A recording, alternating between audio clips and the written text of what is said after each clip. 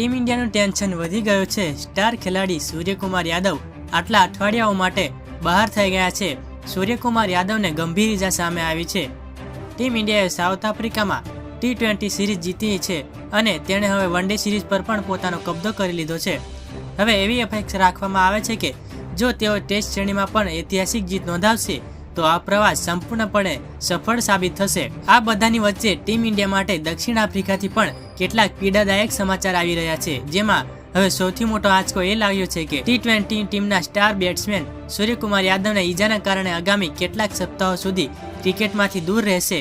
સૂર્યકુમાર યાદવને છેલ્લી T20 મેચમાં આ ઈજા થઈ હતી, જેને લઈ તે આવતા મહિને યોજાનારી T20 શ્રેણીમાં ભાગ લઈ શકશે નહીં। એક રિપોર્ટમાં ખુલાસો થયો છે કે સૂર્યાની ઈજા ખૂબ જ ગંભીર છે, જેના કારણે તે આગામી કેટલાક અઠવાડિયા સુધી ક્રિકેટમાંથી સંપૂર્ણપણે દૂર રહેશે। જોહાનિસબર્ગમાં રમાયેલી છેલ્લી T20 મેચમાં ફિલ્ડિંગ કરતી વખતે સૂર્યકુમાર યાદવનો પગ વળી ગયો હતો, જેના કારણે તેને પગમાં ઘૂંટણમાં ઈજા થઈ હતી। સૂર્યકુમાર ODI શ્રેણીનો ભાગ ન હતો અને તે ટેસ્ટ ટીમનો પણ ભાગ છે નથી। આ સ્થિતિમાં તે T20 સિરીઝ બાદ દેશ પરત ફર્યો હતો। રિપોર્ટમાં જણાવવામાં આવ્યું છે કે મુંબઈ પરત ફર્યા બાદ સૂર્યકુમારના પગની ઘૂંટીનું સ્કેન કરવામાં આવ્યું હતું, જેમાં ગ્રેડ 2 ફાટી ગયું હતું।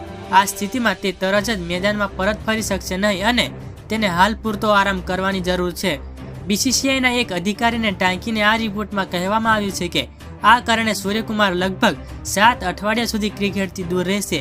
તે જાન્યુઆરીમાં અફઘાનિસ્તાન સામે થનારી 3 મેચની T20 સિરીઝમાં પણ ભાગ લઈ શકશે નહીં। મિત્રો, તમે પણ સૂર્યકુમાર યાદવને એક ખતરનાક બેટર તરીકે માનો છો તો આપણી ક્રિકેટ ચેનલને સબસ્ક્રાઇબ કરી નાખજો।